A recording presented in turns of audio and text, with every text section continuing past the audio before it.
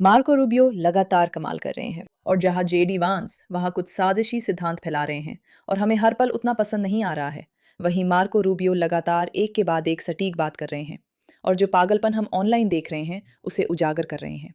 मुझे इसे बढ़ा चढ़ाकर बताने की ज़रूरत भी नहीं है, आप लोग खुद ही देखने वाले हैं और मुझ पर भरोसा कीजिए, आपको हर एक पल बहुत पसंद आएगा। अब 80% से अधिक उग्र हिंसा अति वामपंथी और अराजकतावादी लोगों द्वारा की जा रही है। ये कोई अमूर्त आंकड़े नहीं हैं। अमेरिकियों ने देख लिया है कि इन आंकड़ों का क्या मतलब है। हमारे आव्जन अधिकारियों पर हमले, स्नाइपर हमला, विस्फोटक, हथियारबंद घात लगाकर हमले और ट्रांसजेंडर हमलावर द्वारा प्रार्थना करते कैथोलिक प्राथमिक स्कूल के छात्रों पर गोलियां। उसकी बंदूक पर ऐसे नारे लिखे थे जैसे अब तुम्हारा भगवान कहाँ है। स्वास्थ्य सेवा क्षेत्र के एक शीर्ष अधिकारी को सड़कों पर ठंडे खून से मार दिया गया। एक मौजूदा राष्ट्रपति पर कई बार हत्या का प्रयास और अपनी पीढ़ी के सबसे बड़े रूढ़िवादी कार्यकर्ता की हत्या। एक आदमी जो एक पति और 2 छोटे बच्चों का पिता भी था, छात्रों की भीड़ को संबोधित करते समय गोली मारकर हत्या कर दी गई। मेरा मतलब है, जब वो ऐसे कहते हैं, हाँ ये बहुत बड़ा और पागलपन भरा खतरा है, हाँ ये बड़ी समस्या है जिसे मीडिया छुपा रहा है और इन पागल लोगों के साथ है। यह एक विशिष्ट और अनोखी बुराई है। ये हमेशा नफरत से प्रेरित रहा है, सबसे ऊपर सभ्यता के प्रति नफरत। ये सबसे बुरे का सबसे अच्छे के खिलाफ विद्रोह है, कमजोर और कायरों का मजबूत और अच्छे लोगों के खिलाफ विद्रोह है। ये उन लोगों द्वारा किया जाता है जो न तो कुछ बना सकते हैं, न ही कुछ रच सकते हैं, न ही कोई महान उपलब्धि हासिल कर सकते हैं, और अपनी अक्षमता का बदला दुनिया से इस तरह लेते हैं कि जो लोग कर सकते हैं उन्हें नष्ट करने की कोशिश करते हैं। यही कट्टर वामपंथ है। यह समय और स्थान के अनुसार अलग अलग नारे और विचारधाराएं अपना सकता है। वे खुद को पूंजीवाद विरोधी, साम्राज्यवाद विरोधी, कम्युनिस्ट, अराजकतावादी या मार्क्सवादी कहते हैं, पर उनकी बुनियादी प्रकृति एक जैसी रहती है। यह हमेशा एक जैसा ही होता है। यह बराबरी, न्याय और मुक्ति की भाषा में लिपटी हुई एक जहरीली नाराजगी होती है। ये जरूरत महसूस होती है कि महान लोगों की बनाई सुंदर और सही चीजों को तोड़ दिया जाए और उन्हें बर्बाद कर दिया जाए उन लोगों के नाम पर जिनके पास केवल कुरूपता है और दुनिया को देने के लिए कुछ भी नहीं है। हिंसा और आतंक के जरिए वे एक बार फिर अपनी कुरूपता हम सब पर थोपना चाहते हैं। मेरा मतलब है ये अविश्वसनीय है कि किसी तरह यह आंदोलन ऐसे व्यवहार करता है जैसे वही लोग शांति के पक्षधर हैं, वही लोग हैं जो सच में समझते हैं, वही अच्छे लोग हैं। जबकि सच्चाई ये है कि वही लोग हैं जो हद से ज्यादा हिंसक हैं। ये वही लोग हैं जो पागलपन भरी खतरनाक विचारधाराएं फैलाते हैं, जैसा आपने कहा, खुद को सर्वश्रेष्ठ बताकर, जबकि वे असल में वैसे नहीं हैं। वे हमेशा ही बहुत बुरे इंसान होते हैं। दोस्तों, बात इससे भी आगे जाती है। ये एक अलग और अनोखी बुराई है। यह हमेशा सबसे बढ़कर खुद सभ्यता के प्रति नफरत से प्रेरित रहा है। यह सबसे बुरे लोगों का सबसे अच्छे लोगों के खिलाफ विद्रोह है। कमजोर और कायरों का ताकतवर और अच्छे लोगों के खिलाफ विद्रोह है।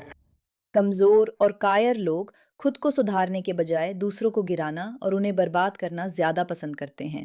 भद्दे लोग कहेंगे कि खूबसूरत लोग खूबसूरत नहीं हैं या वो इसके लायक नहीं हैं, क्योंकि इससे उन्हें अपने बारे में अच्छा महसूस होता है। गरीब लोग कहते हैं कि अमीर लोग बुरे हैं ताकि उन्हें अपनी गरीबी का दुख कम लगे।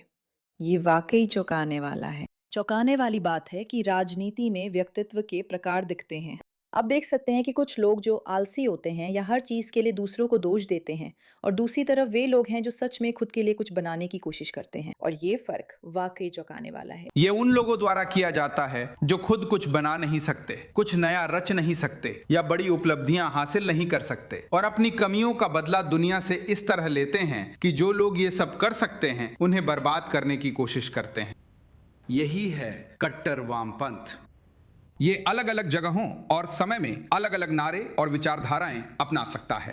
वे खुद को पूंजीवाद विरोधी, साम्राज्यवाद विरोधी, कम्युनिस्ट, अराजकतावादी या मार्क्सवादी कहते हैं, पर उनकी मूल प्रकृति समान रहती है। यह हमेशा एक जैसा होता है। बराबरी, न्याय और मुक्ति की भाषा में छुपा जहरीला आक्रोश जो महान लोगों की बनाई चीजों को नष्ट करने की इच्छा से भरा होता है। जो लोग केवल कुरूपता से भरे हुए हैं उनकी ओर से सुंदर और सही चीजों को बर्बाद करना। मैं मतलब आप 2 बार सुनते हैं और यही सोचते हैं, हाँ। हाँ, हाँ, हाँ, हाँ, हाँ, हाँ, हाँ, हाँ, हाँ, हाँ, हाँ। मैं इस भाषण को 10 लाख बार सुन सकती हूँ। दुनिया को देने के लिए उनके पास और कुछ नहीं है। हिंसा और आतंक के माध्यम से वे एक बार फिर अपनी कुरूपता हम सभी पर थोपना चाहते हैं। पुराना सिद्धांत गलत था। पुराना सिद्धांत गलत था। इसमें कोई आदर्शवाद नहीं है। यह यूटोपियन नहीं है। असल में यह इसका उल्टा है। उदाहरण के लिए कम्युनिज्म की एक आलोचना जो आप कभी कभी सुनते हैं वह यह है कि यह सिद्धांत में अच्छा लगता है लेकिन व्यवहार में कभी काम नहीं करता। वास्तव में यह सच नहीं है। कम्युनिज्म सिद्धांत में भी अच्छा नहीं लगता। यह हमारे लिए जो दुनिया कल्पना करता है वह छोटी, सपाट, धूसर है जिसमें कोई भी असाधारणता नहीं है और जो भी मानव आत्मा में अच्छा और महान है उसे छीन लिया गया है। ये जो दुनिया कल्पना करता है वह एक ऐसी दुनिया है जिसमें साहस नहीं है, रचनात्मकता या महत्वाकांक्षा नहीं है, नायक या महिमा या किसी महान उद्देश्य के लिए संघर्ष करने की कोई वजह नहीं है। वाह, एक ऐसी दुनिया जिसमें चमत्कार नहीं है, मिथक नहीं है और ऐसे लोग नहीं हैं जो बाकी सबसे ऊपर उठकर अद्भुत और असाधारण काम करते हैं। और कम्युनिज्म जिस दुनिया की कल्पना करता है वह एक ऐसी दुनिया है जिसमें भगवान नहीं है। इन क्रांतिकारी हिंसा के वास्तुकारों के लिए हमारी सभ्यता की महानतम उपलब्धि उनके लिए असहनीय अपमान है। यह उन्हें याद दिलाता है कि वे क्या नहीं कर सकते और क्या नहीं बन सकते। इसलिए वे इसके बजाय तबाही मचाना चुनते हैं। वे पाइपलाइनों पर हमला करते हैं, वे रेलवे लाइनों पर हमला करते हैं, वे पावर ग्रिड और प्रयोगशालाओं पर हमला करते हैं। शक्ति, आविष्कार और उपलब्धि के भौतिक मूर्त प्रतीक।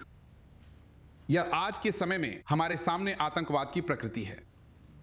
वे पश्चिम से नफरत करते हैं क्योंकि पश्चिम महान है। वे पश्चिम से नफरत करते हैं क्योंकि वो महान है। मैं मतलब है क्या वो अब तक की सबसे बेहतरीन भाषणों में से एक नहीं था जो आपने कभी सुना हो? क्योंकि ये निश्चित रूप से मेरे लिए अब तक के सबसे बेहतरीन भाषणों में से एक था। उन्होंने जैसा उसका वर्णन किया, मुझे यकीन नहीं हुआ कि मैंने उसके बारे में कभी सोचा नहीं था। ये सच है। हम तो हमेशा यही सुनते आए हैं कि कम्युनिज्म कमाल का होता अगर वो सच में काम करता। लेकिन अब जब आप सोचते हैं तो लगता है कि वो कमाल का नहीं होता। बिल्कुल, ये दुनिया से भगवान को, कुछ अद्भुत बनने की संभावना को, साधारण से हटकर कुछ करने की आज़ादी को छीन लेता है। हम सब एक जैसे हो जाते हैं।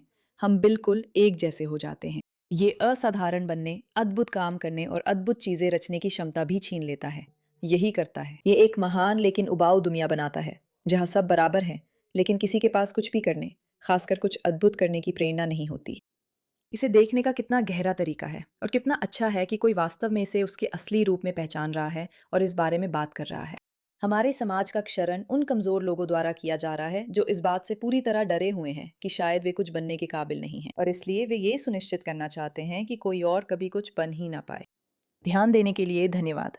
नमस्ते, मैं मेरा के द पुशबैक की होस्ट हूँ और आपकी मौजूदगी के लिए आभारी हूँ। जैसा कि आप सभी जानते हैं, हम एक मिशन पे हैं, एक पुशबैक, एक ऑनलाइन मूवमेंट बनाने के लिए जो इस समय मीडिया के स्वर को बदलता है और पश्चिम को उन चीज़ों से बचाता है जिनसे उसे बचाने की ज़रूरत है। और हम ये सब स्वतंत्र रूप से करने की कोशिश कर रहे हैं। अगर आप हमारे साथ विज्ञापन करना चाहते हैं तो कृपया हमें info@mirrorke.com पर ईमेल करें। लेकिन इससे भी ज़्यादा महत्वपूर्ण बात यह है कि हमारे पास जल्द ही एक बहुत ही रोमांचक घोषणा आने वाली है।